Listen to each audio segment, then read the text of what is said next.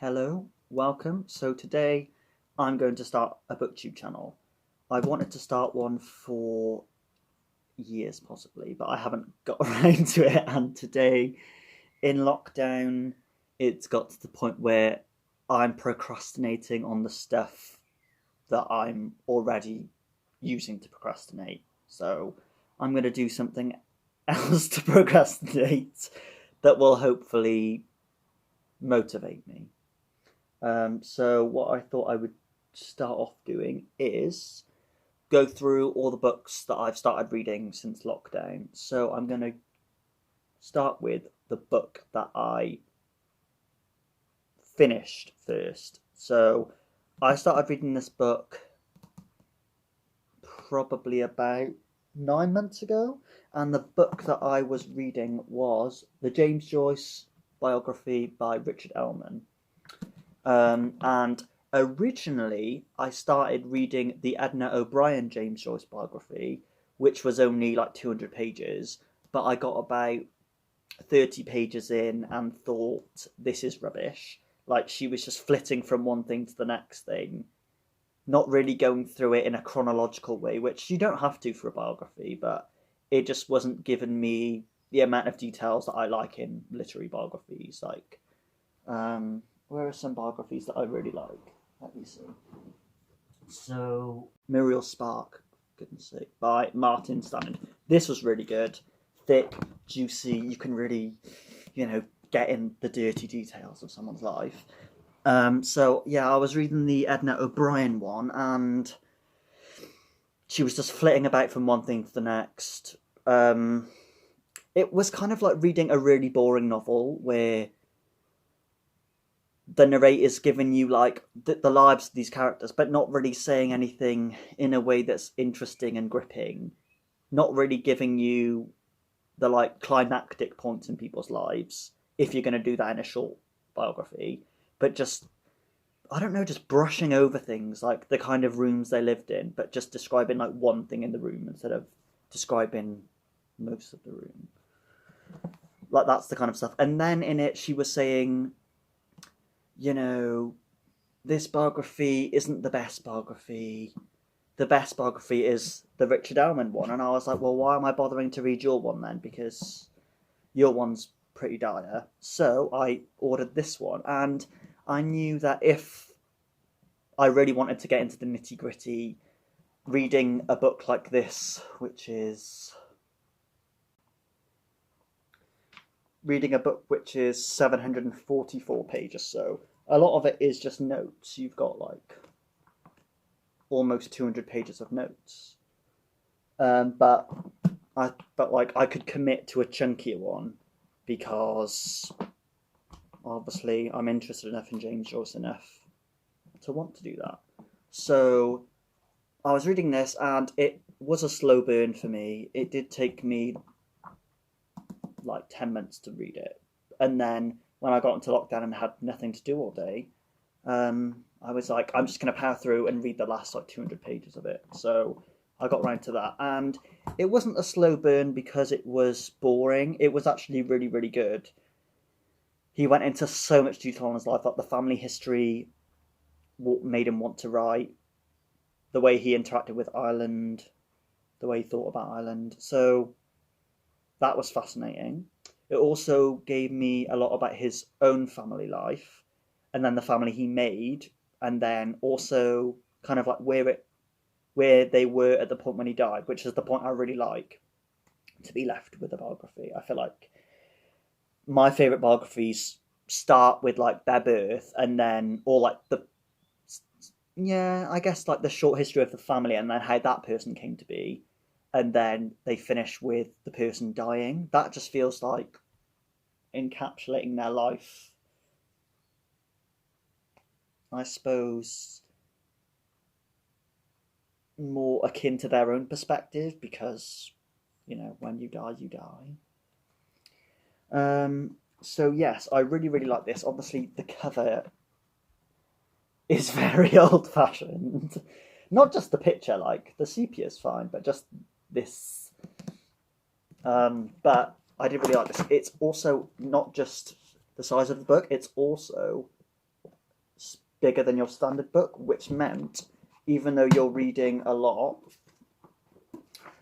I like how much print is on the page. It's not way too much and it's not too small. Okay, the other thing I also really liked about this book was how funny it was. It was really good at finding just these moments in Joyce's life that are just ironic or a bit gross. Some of that, I guess, plays on like the Irish drunk stereotype, but some of it was actually really funny, and it's fascinating just from a biographical standpoint, seeing how Ellmann just found those really funny parts and put them in. And so, like, here's one example. Afflicted with a dripping nose by the Roman winter, disheartened by John Long's rejection of Dubliners on February the 21st, rendered frantic by Nora's insistence that their life become more tolerable, Joyce made a last effort to find a position in Marseille, but failed. My mouth is full of decayed teeth, and my soul of decayed ambitions, he lamented. Nora, to cap it all, was pregnant again. In November he had bravely written that he had surpassed his friend's expectations by a success in Rome. Eglinton was sure I would come back begging to Dublin, and JFB, Byrne, that I would become a drunkard, and Cosgrave, that I would become a nymphomaniac. Alas, gentlemen, I have become a bank clerk. So that kind of humour is really good, and it's really good at capturing Joyce's humour as well. So he kind of manages to balance out where he's not just making it funny for the sake of it, Ellmann. He's kind of incorporating Joyce's own humour into it, which makes the story of Joyce's life feel even more Joycean. What was also fascinating was finding out Joyce's relationship with his own family, like his relationship with his father, who I think when they were younger was kind of more of a hindrance and a scary figure.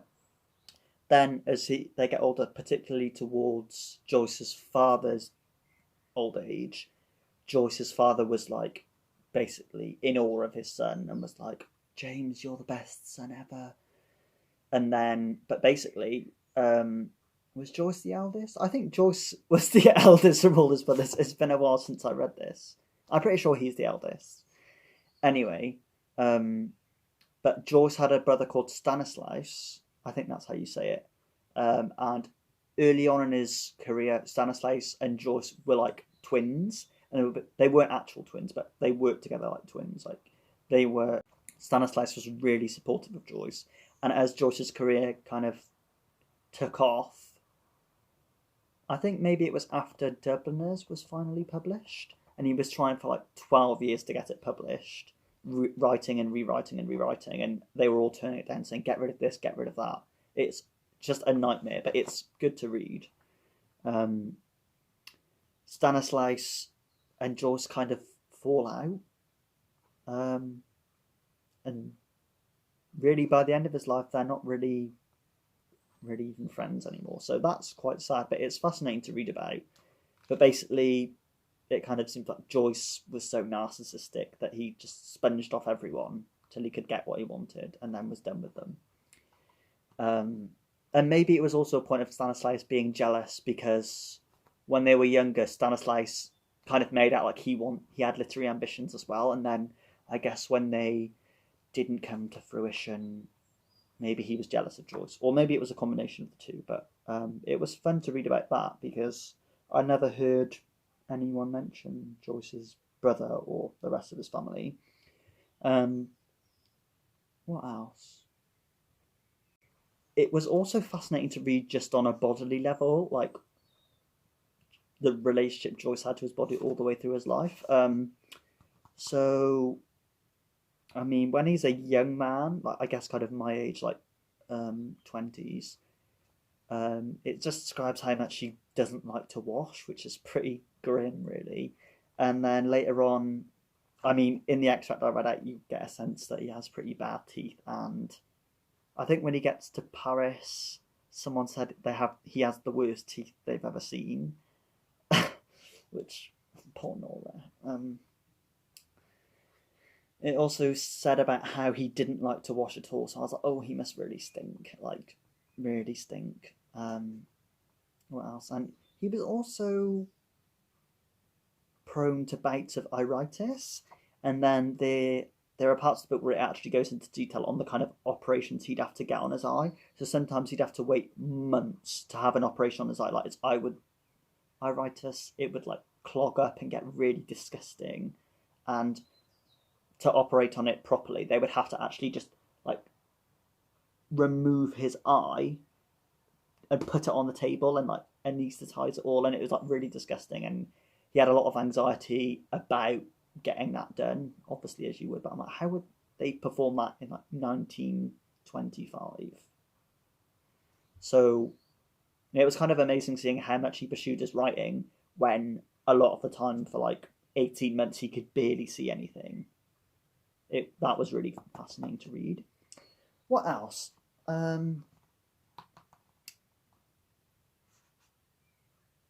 It was kind of interesting how he thought of women. So I think when he's younger, he basically loses his virginity to, a prostitute in some brothel in Dublin, which I think he has characters do in a lot of his books as well.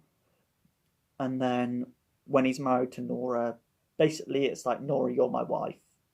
You're not literary, I'm really literary, so you're just going to have to support me. But Nora seemed to be fine with that, which is okay. And then when they move to loads of different countries, when they leave Dublin, they move to like Trieste, they live in Rome, I think they live in Switzerland at some point. He basically just cheats on Nora. Like, he works as a tutor in a lot of the places he moves to, and he basically cheats on Nora with one of the girls he tutors. And in the book, it doesn't seem like he has any remorse for it.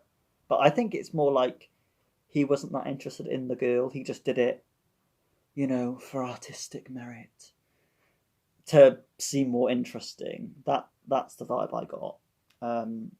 So I kind of feel a bit bad for Nora, but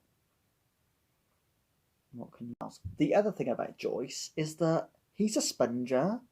Like, from the time that he left uni, he basically would just sponge off loads of people in his life. Like, his family were always sending him money, friends were always sending him money. He'd go from like Rome, and when he was leaving Rome, like, they'd lease all their furniture, they'd rent their houses, which, I mean, if you can't afford to, you can't afford to. But when he was leaving, the landlord would be like, you're being evicted today, we will arrest you if you don't fork up the money. And then, so, in the middle of the night, he'd have to leave with all the kids and Nora.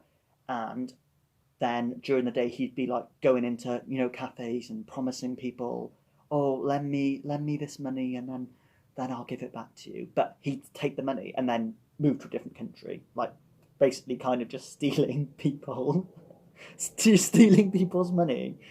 Not just that, basically, the only reason he could kind of commit to making it as a writer was because he had a benefactress. Like, there was this rich widowed lady who would just send him money whenever he needed it.